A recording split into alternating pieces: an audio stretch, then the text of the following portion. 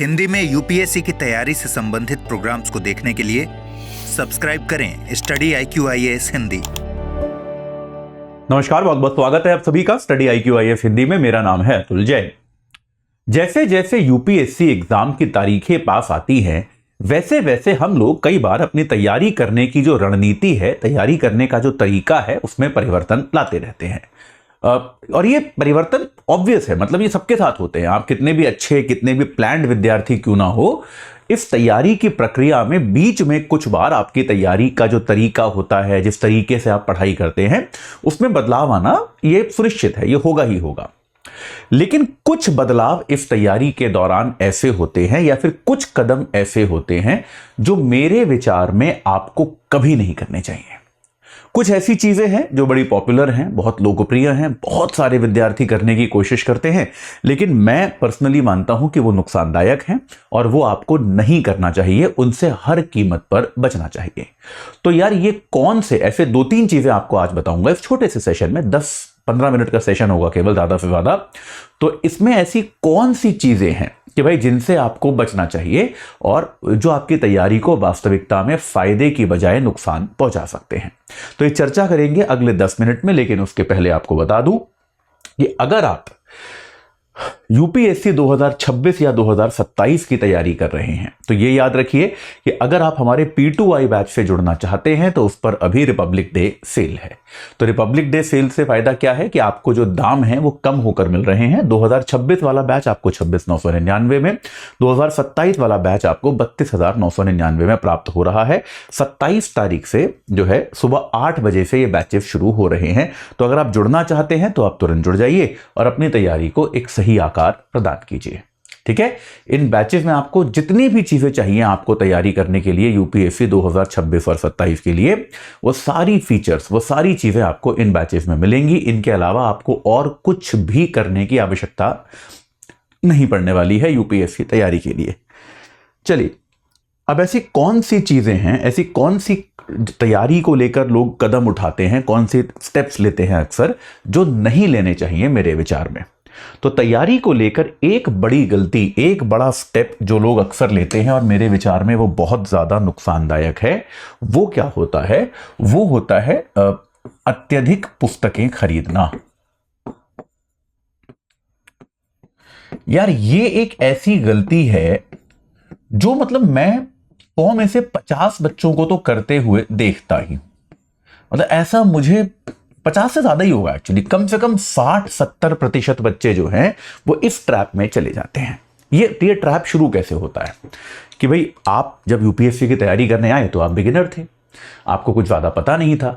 आपने थोड़ा यहां वहां से पढ़ा, कुछ सीनियर्स से पूछा, कुछ बच्चे मुझसे भी पूछते हैं तो टीचर्स से पूछा कि भाई कौन सी किताब अच्छी है सर बताइए। टीचर ने बता दिया कि भाई ये वाली किताब अच्छी है, खरीद लो। आपने खरीद ली, ठीक है, आपने पढ़ना शुरू किया। अब बेटा होता क्या है कि खास तौर पे जो थोड़े जटिल विषय हैं, जैसे इकोनॉमिक्स है, जो मेरा विषय है इकोनॉमिक्स, यार वो एकदम शुरुआत में आपको नहीं समझ में आएंगे। इस बात को समझिए यार आप, मतलब लॉजिकल बात है ना कि आप जब पहली बार साइकिल चला रहे थे जीवन में, तो पहले दिन थोड़ा ना चल गई थी, या चल गई थी पहले दिन की मैं तो बस बैठा और साइकिल चलानी शुरू कर दी। नहीं चली, लड़खड़ाए, गिरे, चोट वोट लगी, फिर खड़े हुए। यार मैं खुद साइकिल सीखने में 20 बार गिराऊंगा यार, सब ये कोहनी वोहनी सब छिली थी, यहां पर चोट लगी थी, आपको भी लगी होगी। पर इसका मतलब ये नहीं है कि मेरी साइकिल खराब थी। बात समझ रहे हैं कि नहीं समझ रहे हैं आप? अगर आप शुरुआत में साइकिल चलाने में गिरे तो क्या आपकी साइकिल खराब थी क्या? अरे भाई, साइकिल थोड़ा ना खराब थी, आपको नहीं आता था चलाना। धीरे धीरे आप सीख जाते हो, तो फिर आप उस साइकिल को तेजी पे दौड़ाते हो, सड़क पे चलाते हो, हाईवे पे चलाते हो, आपको कोई दिक्कत नहीं होती। बात सही है कि नहीं है? यही सेम चीज किताबों के साथ होती है कि आप क्या करते हो, शुरुआत में आप पहली किताब लाए, अब एक हम में अधीरता होती है, एक इंपेशेंस होता है कि यार पहले दिन से सब कुछ एकदम क्रिस्टल क्लियर क्यों नहीं हो रहा है, समझ में क्यों नहीं आ रहा पहले दिन से, यार टाइम लगता है। और इस अधीरता में आपको लगता है कि यार ये किताब गलत ली गई। हमारा कंक्लूजन ये कभी नहीं होता कि अभी मेरे को टाइम कम हुआ है, थोड़ा पेशेंस, थोड़ा सब्र रखूंगा तो शायद समझ में आ जाए। ये हमारा कंक्लूजन कभी नहीं होता। हमारा कंक्लूजन होता है किताब में गड़बड़ है, ये किताब गलत खरीद ली, कोई और किताब खरीदूंगा तो बेहतर होगा। तो आप क्या करते हो, फिर आप किसी और से पूछते हो।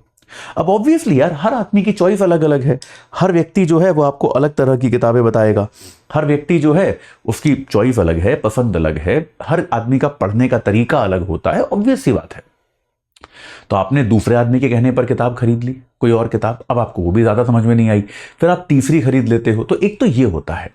दूसरा फैक्टर क्या होता है कि कई बार हम प्रभाव में बहुत जल्दी आ जाते हैं कि हम एक किताब से पढ़ रहे हैं, हमको ठीक ठाक समझ में भी आ रहा है, फिर हमें मिलता है हमारा एक दोस्त, और वो दोस्त हमसे कहता है, अरे तू उस किताब से पढ़ रहा है, पिछले साल तो सारा पेपर इस वाली किताब से आया था भाई, उस किताब से क्यों पढ़ रहा है, इस किताब से पढ़।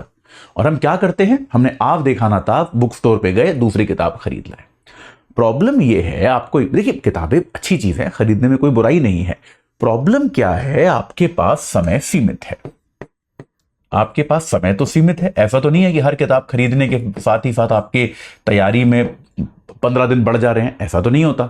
समय तो सीमित है, तो उस समय में जितनी किताबें आप खरीदोगे उनका आप उपभोग नहीं कर पाओगे। और इसमें गलती बच्चे क्या करते हैं कि जैसे मान लो आपने इकोनॉमिक्स में इन्फ्लेशन पढ़ना शुरू कर दिया, मुद्रास्फीति पढ़ना शुरू कर दिया, अब आपके पास 4 किताबें हैं, तो आपको लगेगा यार मैंने खर्चा किया है, मैं चारों से पढ़ूं, तो आप मुद्रास्फीति चैप्टर चारों किताबों से पढ़ोगे।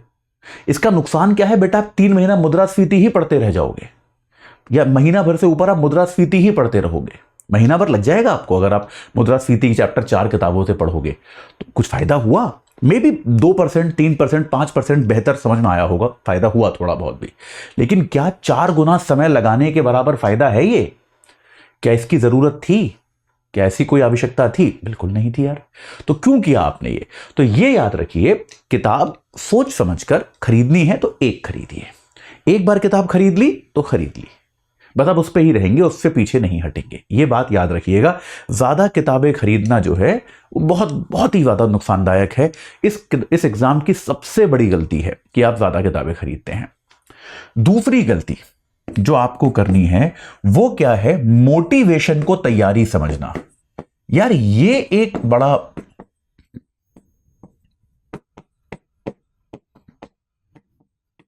ये थोड़ा सा हिंदी माध्यम वाले बच्चों के साथ मैंने ज्यादा देखा है, क्योंकि हिंदी मीडियम के बच्चों के लिए मोटिवेशनल कंटेंट इतना ज्यादा आता है कि उनको जो मोटिवेशन दे रहा है, नर हो ना निराश करो मन को, है ना, कि लड़ो जीतो ये करो, है ना, युद्ध में तो वही गिरते हैं घुड़सवार ही मैदान जंग में, वो तिफल क्या गिरेंगे जो घुटनों के बल चलते हैं, है ना, एक राजा की कहानी जो देख रहा था, मकड़ी गिर रही थी फिर चढ़ रही थी। अच्छी बात है, मोटिवेशन जीवन में हम सबको चाहिए होता है, मेरे को भी चाहिए होता है यार। कई दिन ऐसे होते हैं जब नहीं मन करता पढ़ने का पढ़ाने का, उस दिन मेरे को भी मोटिवेशन चाहिए होता है कि यार आज तो कुछ चाहिए, कोई मोटिवेट करे, कोई प्रेरित करे मेरे को काम करने के लिए, क्योंकि नहीं मन करता यार, हमें इंसान सबका नहीं मन करता रोज रोज काम करने का। तो ठीक है, कोई दिक्कत नहीं है।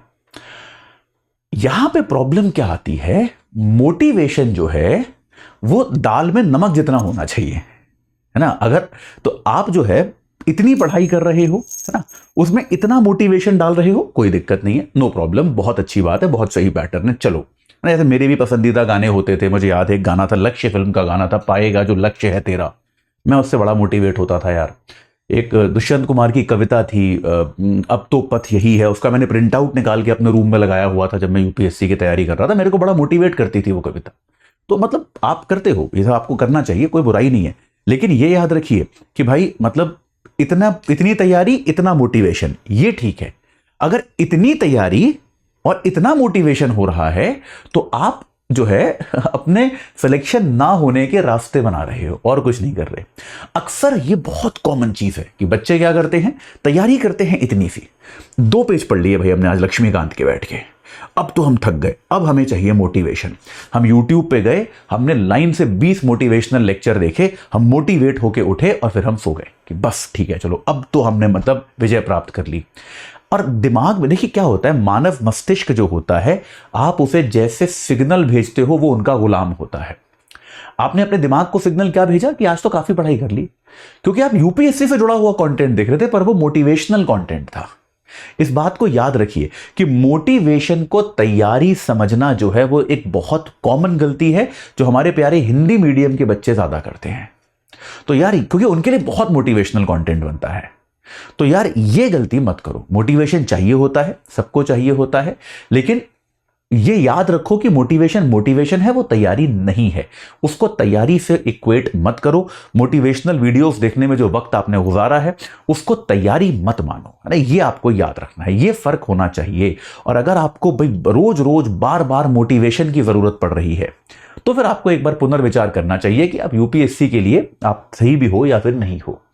मोटिवेशन एक आपके अंदर से भी आना चाहिए कि यार ये एक परीक्षा है, मैं इसको पढ़ रहा हूं, मैं इसके लिए पढ़ रहा हूं, ये मेरा जीवन, मेरा करियर, मेरे परिवार की दशा को सुधारेगा। क्या ये मोटिवेशन काफी नहीं है?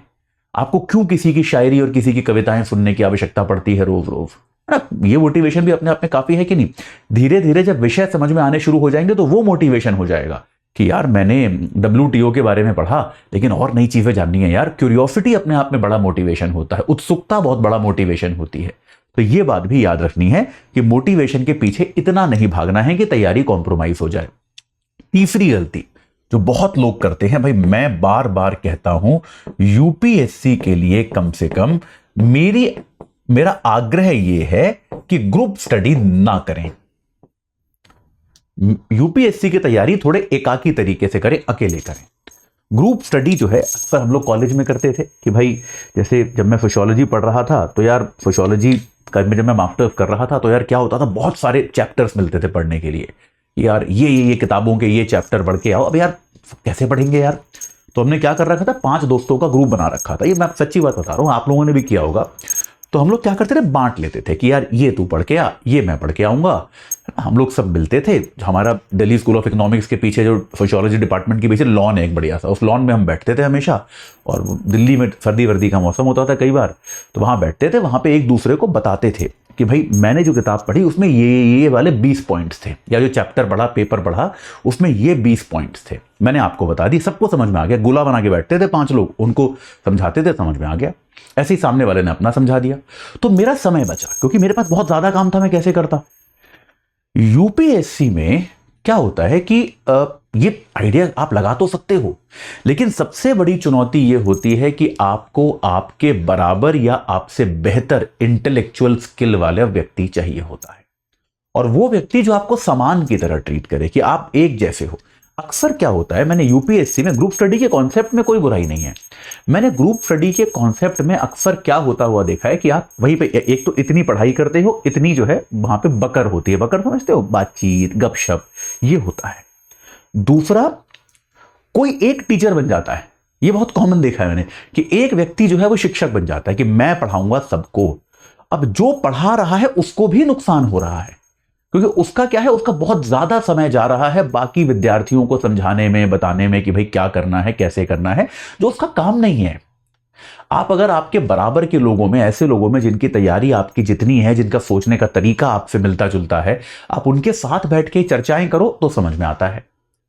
लेकिन यार अगर आप ऐसे लोगों से जो सीरियस नहीं है, अक्सर ग्रुप स्टडी में क्या होता है, ऐसे लोग भी होते हैं जो सीरियस नहीं है। एक बार मैंने यूपीएससी की तैयारी के दौरान मैंने भी कोशिश करी थी यार, मुझे ऐसा लगा था, एक मैं सीरियस था, एक और बच्चा सीरियस था, विद्यार्थी था हमारे साथ का, बाकी 3 लोग जो आते थे वो कुछ पढ़ पढ़ा के ही नहीं आते थे यार।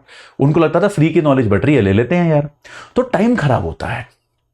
तो ये याद रखिए, ग्रुप स्टडी से अगर आप बच सकते हैं तो कोई बुराई नहीं है, मतलब कुछ फायदा नहीं होता। मेरा एक्सपीरियंस ये है, अगर आप में से किसी का एक्सपीरियंस अलग रहा हो तो कमेंट सेक्शन में बताइएगा मेरे को। मेरा एक्सपीरियंस ये है कि यूपीएससी, मतलब एक्चुअली मैं जितने भी लोगों को जानता हूं, और अब तो ये संख्या यार हजारों में है, बच्चों की भी संख्या की बात करें तो आज तक किसी को ग्रुप स्टडी से यूपीएससी में फायदा नहीं हुआ।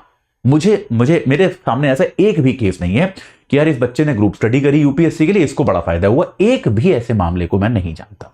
तो यार ये 3 चीजें हैं जिनको मेरे विचार में आपको तैयारी के समय जिनसे बच लेना चाहिए। इन सब चीजों से बचकर एक ऑर्गेनाइज तरीके से अगर आप तैयारी करना चाहते हैं तो आप हमारे P2I प्रतिज्ञा बैच से जुड़ सकते हैं, जो कि 27 तारीख से शुरू हो रहा है सुबह 8 बजे से। अभी रिपब्लिक डे सेल है, तो AJ लाइव कोड लगा के 2026 का बैच 26,999 में, 2027 का बैच आप 32,999 में प्राप्त कर सकते हैं। ठीक है, तो आज ही इन बैचेस से जुड़ जाइए, जो भी आपका वर्ष हो उसके हिसाब से, और अपनी तैयारी को एक सही आकार प्रदान कीजिए। इस चर्चा से जुड़ने के लिए आप सभी का बहुत बहुत धन्यवाद। हिंदी में यूपीएससी की तैयारी से संबंधित प्रोग्राम्स को देखने के लिए सब्सक्राइब करें स्टडी IQ IAS हिंदी।